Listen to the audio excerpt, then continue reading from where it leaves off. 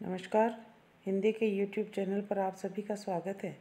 आज हम गजानन माधव मुक्तिबोध की कविता भूल गलती, जो कि चांद का मुंह टेढ़ा है संग्रह की प्रथम कविता है। इसमें कवि ने भूल गलती का मानवीकरण किया है और वह ये बतलाना चाहते हैं कि भूल गलती रूपी जो बादशाह है वह कवच पहनकर हृदय के आसन पर विराजमान है। कवि कहते हैं कि भूल गलती आज बैठी है जिरह बख्तर पहनकर तख्त पर दिल के, चमकते हैं खड़े हथियार उसके दूर तक, आंखें चिलकती है नुकीले तेज भूल गली नुकीले पत्थर सी, खड़ी है सिर झुकाए हुए सब कतारें, बेजुबा बेबस सलाम में,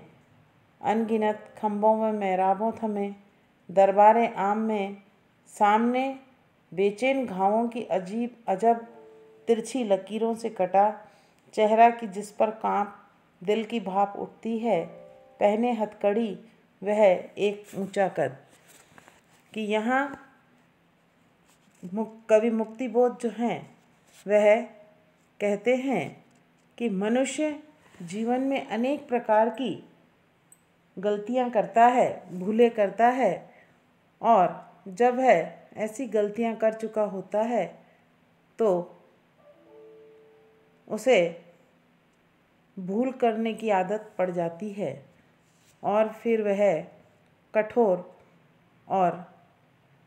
संवेदनाहीन हो जाता है। कि आज वर्तमान में वही स्थिति है कि हमारी भूल गलती सुल्तान बनकर जिरह बख्तर पहने हुए हमारे दिल के हृदय के तख्त पर विराजमान है। कहने का तात्पर्य कि हमारे प्रशासक वर्ग के लोग इतने व्यवहारहीन हैं जो बिना सोचे समझे गलतियां करते जाते हैं और फिर वे ऐसा कवच धारण कर लेते हैं कि उन्हें कोई नहीं भेद सकता है या कोई उसे परिवर्तित कर सकता है। आगे कवि कहते हैं कि हमारी ही गलतियों का यह परिणाम है कि जिससे यह स्थिति हमारे सम्मुख उपस्थित हो गई है कि हमारी भूल गलती हमारे चारों ओर हथियार लेकर नुकीले तेज हथियार लेकर हाथ में लिए दूर दूर तक दिखाई देती है। कि भूल गलती के वे नुकीले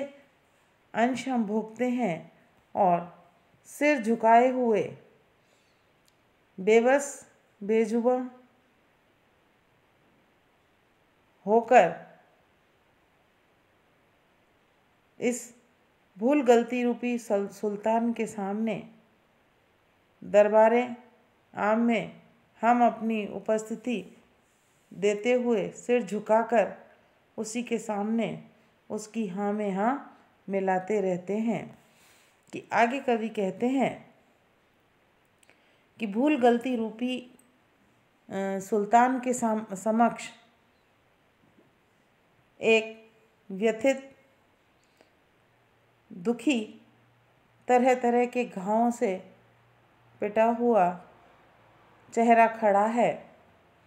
उसके हृदय से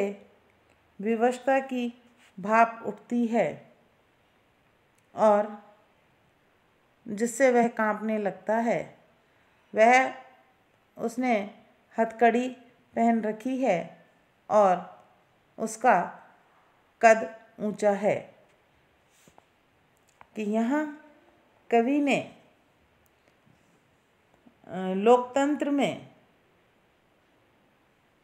लोकतंत्र में मनुष्य की प्रशासक वर्ग के सम्मुख जो स्थिति होती है उसका चित्रण किया है। क्या यहाँ अनुप्रास, रूपक, उपमा और मानवीकरण अलंकार है। आगे कवि कहते हैं कि समूचे जिस्म पर लत्तर झलकते लाल लंबे दाग, बहते खून के वह कैद कर लाया ईमान, सुल्तानी निगाहों में निगाहें डालता, बेखौफ नीली बिजलियों को फेंकता मनसबदार, शायर और सूफ़ी अल गजाली, इब्ने सिन्ना, अल बरूनी, आलिम फाजिल, सिपह सालार, सब सरदार है खामोश, नामंजूर उसको ज़िंदगी की शर्म की सी शर्त नामंजूर, हट इनकार का सिरतान खुद मुख्तार, कोई सोचता उस वक्त छाए जा रहा है सल्तनत पर घने साए स्याह, सुल्तानी जिरह बख्तर बना है सिर्फ मिट्टी का, वो रेत का सा ढेर शहंशाह, शाही धाक का अब सिर्फ सन्नाटा। के आगे कवि कहते हैं कि वह जो सुल्तान है, भूल गलती रूपी सुल्तान, जिसके सम्मुख एक दुखी व्यक्ति खड़ा है, जिसने हथकड़ी पहन रखी है और जिसका कद ऊंचा है, कि उसके शरीर पर लत्तर यानी फटे पुराने कपड़े, कि उसके शरीर पर फटे पुराने कपड़े हैं और शरीर पर अनेक जगहों पर खून के दाग हैं, दाग दिखाई पड़ रहे हैं, कि वास्तव में वह एक क्रांति पुरुष है, कि जिसे कविता में यहाँ ईमान शब्द से व्यक्त किया गया है, और वह ईमानदार और सच्चा इंसान हर स्थिति सहने के लिए तैयार है और किसी भी अन्याय के समक्ष वह झुकना नहीं जानता, इसीलिए कैद करके यहाँ पर लाया गया है और भूल गलती रूपी सुल्तान की निगाहों में निगाहें डाल रहा है। वह निर्भीक है, उसकी आँखों में बिजली सी रोशनी चमक रही है, वह खामोश है और इस दृश्य को देखकर भूल गलती रूपी सुल्तान के सामने खड़े हुए मनसबदार, शायर, सूफ़ी अल गजाली, इब्ने सिन्ना, सिपह सालार, सरदार सभी शांत हैं, सभी खामोश हैं। कहने का तात्पर्य कि ईमान के सम्मुख उसकी सच्चाई के सामने किसी की भी बोलने की कोई हिम्मत नहीं है, कि वास्तव में यह ईमान साधारण नहीं बल्कि एक क्रांति पुरुष रूपी चेतना है। कि यहाँ कवि जो है वह आगे कहते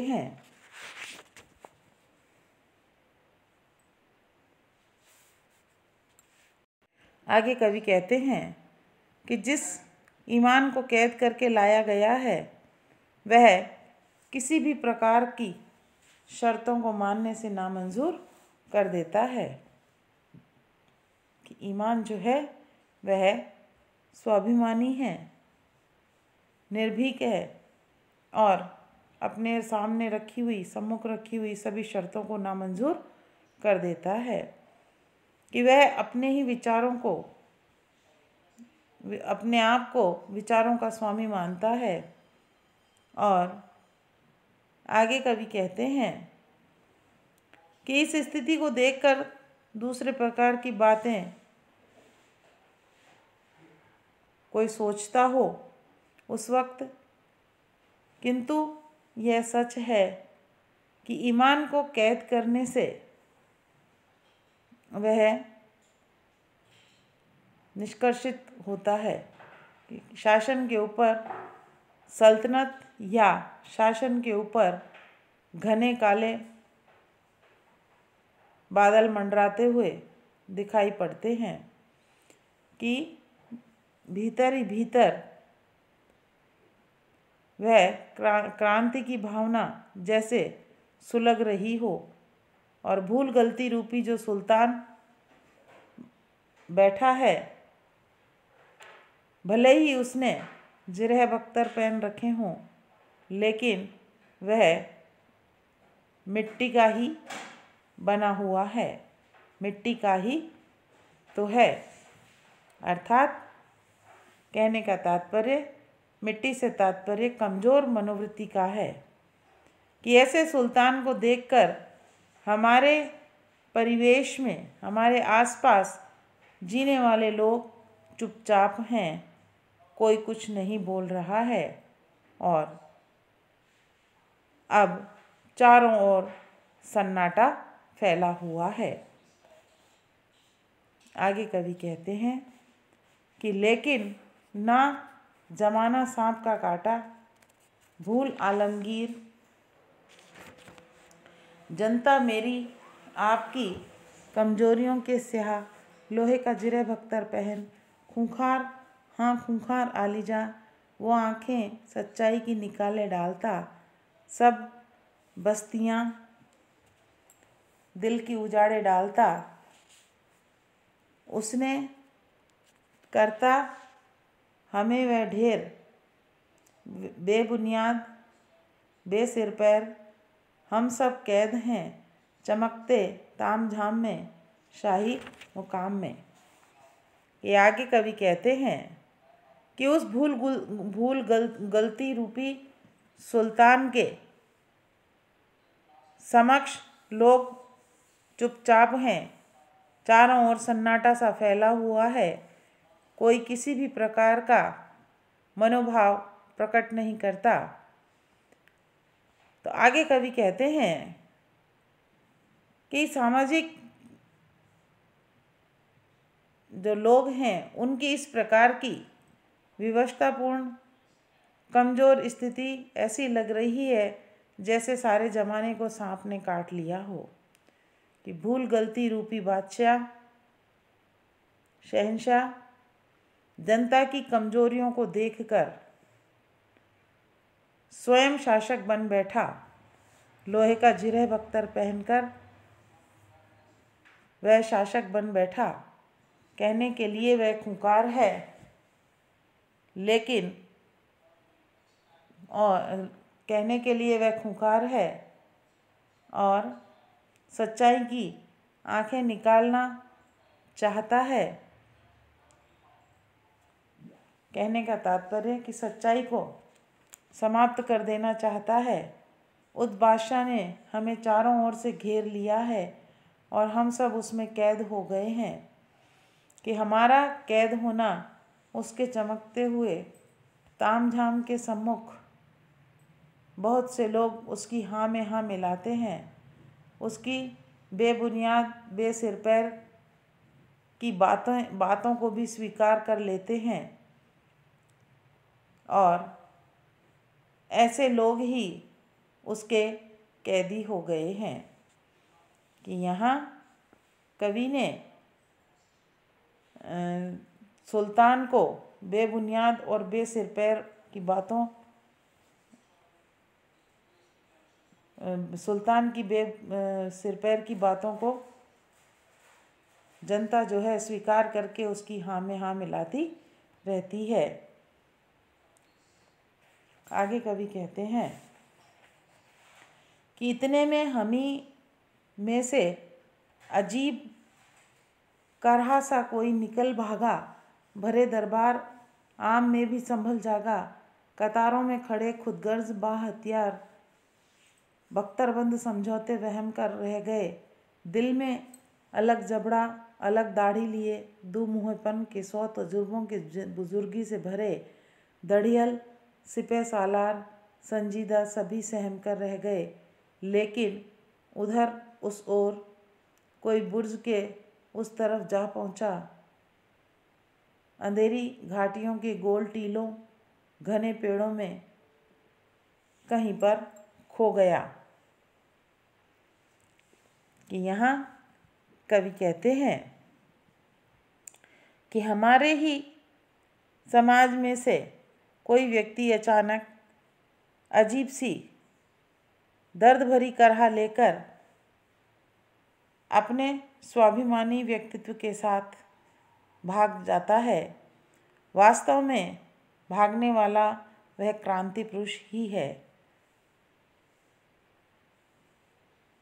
यह वह व्यक्ति है जो अपने विचारों में दृढ़ और स्वाभिमानी है। यह क्रांति पुरुष भरे दरबार में से भागता है और वहाँ कतारों में खड़े खुदगर्ज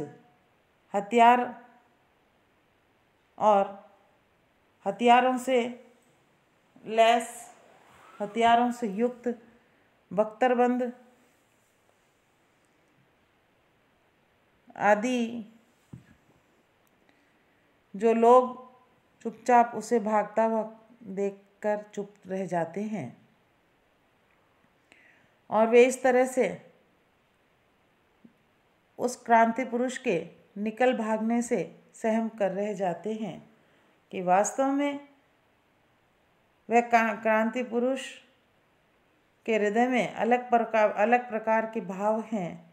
इसकी पहचान अलग थी, जबकि सुल्तान जो है वह दुमुंहेपन, दोगले, सुल्तान के दरबार में दुमुंहेपन वाले व्यक्ति, तजुर्बेकार और बुजुर्ग सभी थे, सिपह सालार आदि थे, किंतु कोई भी उस क्रांति पुरुष के सम्मुख बोल नहीं पाता। कि आगे कवि कहते हैं कि यह जो कुछ भी हो रहा था वह किसी भी बुर्ज के पास जाकर कोई व्यक्ति घाटियों के गोल टीलों के बीच जाकर खो जाता। कहने का तात्पर्य कि वह वहाँ जाकर अपनी शक्ति को एकत्रित करने के लिए प्रयास करता। उस व्यक्ति को इस प्रकार से वहाँ से जाता हुआ देखकर कि ऐसा लगता कि वास्तव में वह कहीं खो गया है। और इस प्रकार कवि उस क्रांति पुरुष की वीरता आदि का वर्णन करते हैं।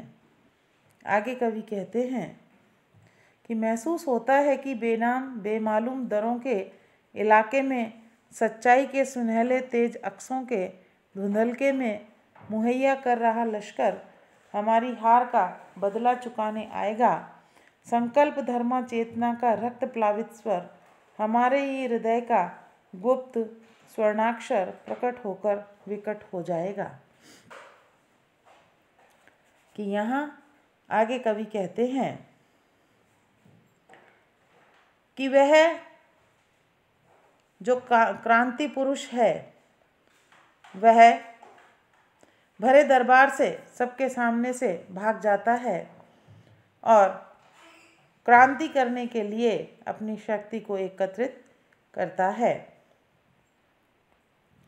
कि आगे कवि कहते हैं कि वह क्रांति पुरुष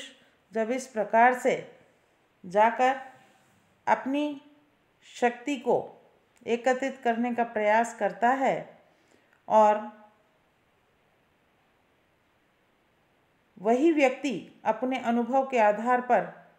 अन्याय को उलटने की क्षमता रखता है, इसी कारण वह सच्चाई के सुनहले तेज को लेकर धुंधलके में चुपचाप अपनी सेना, अपना लश्कर तैयार करता है। उसका मानना है कि ईमान जब जब लांछित होगा, तो स्वाभिमानी व्यक्ति जब जब अपमानित होगा, तब तब वह अपने अपमान, अपनी हार का बदला चुकाने के लिए आएगा। संकल्प युक्त होकर, क्रांति पुरुष बनकर वहाँ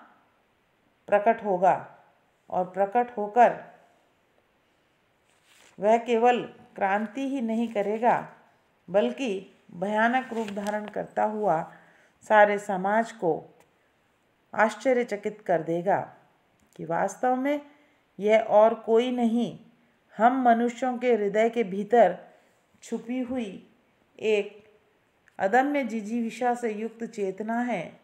जो अवसर पाकर अन्याय के विरोध में उठ खड़ी होती है और व्यक्ति